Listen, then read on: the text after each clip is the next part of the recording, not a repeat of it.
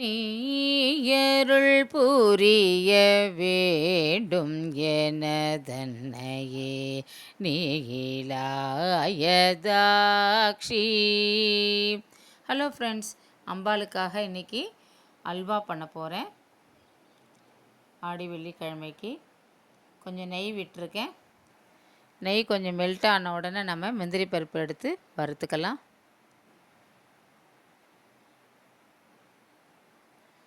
நல்லா செவக்காக வறுத்துக்கலாம். இப்போ இதை எடுத்து ஒரு பிளேட்டில் எடுத்து வச்சுக்கிட்டு கோதுமை மாவை வறுத்துக்கலாம். சின்ன கப்பால் தான் ஒரு கப்பு போட்டிருக்கேன். அந்த கோதுமை மாவோடைய பச்சை ஸ்மெல் போகிற வரைக்கலையும் சும்மா சித்த நேரம் வறுத்தா போகும். இந்த மாவை நீங்கள் கொஞ்சம் கரைச்சி வச்சுக்கோங்க. அப்படி இல்லைன்னா நீங்கள் அப்புறமா பால் ஊற்றிருக்கேன் நான். இதில் கொஞ்சம் தண்ணி விட்டு வெல்லம் நல்லா கரையட்டும். வெல்லம் நல்லா கரைஞ்ச உடனே அந்த கோதுமை மாவை நல்லா கரைச்சி கூட இதில் ஊற்றிக்கலாம். அப்படி இல்லைன்னா நீங்கள் கோதுமை மாவை உதுத்து இதில் போட்டுட்டு கட்டி இல்லாமல் நல்லா கலந்து விட்டுட்டு அதுக்கப்புறமா நீங்கள் ஒரு அரை கிளாஸ் நல்ல திக்கான பால் எடுத்து இதில் ஊற்றிக்கங்க. அது ஒரு நல்ல டேஸ்ட் கொடுக்கறது, அதனால நான் அப்படி பண்ணியிருக்கேன். இப்போ நல்லா அடுப்பை சிம்மில் வச்சுட்டு கைவிடாமல் நல்லா கலந்து விட்டுக்கலாம். கொஞ்சம் நெய் விட்டுக்கலாம்.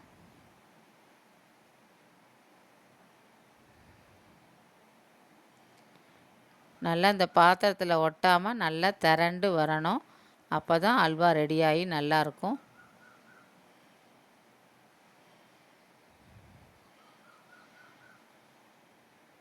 பாருங்க, பாத்திரத்தில் நல்லா ஒட்டலை.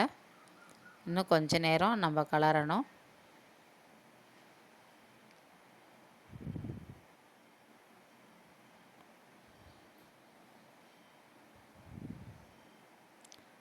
ஒட்டாமல் நல்லா சுருண்டு வந்துட்டுருக்கு பாருங்கள்.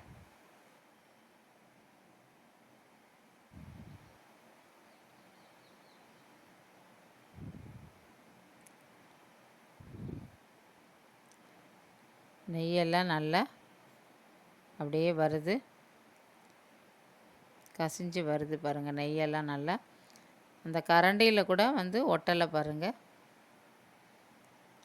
நல்லா சுருண்டு வந்துருச்சு. இப்போ அல்வா நல்லா அல்வா பதத்துக்கு வந்துருச்சு.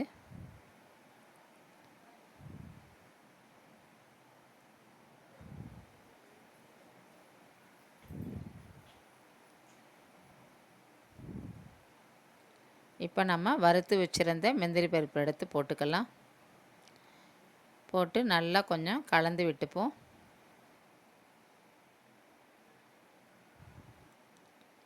இப்போ அடுப்பை ஆஃப் பண்ணிடலாம். இப்போ எடுத்து ஒரு பாத்திரத்தில் எடுத்து போட்டுப்போம்.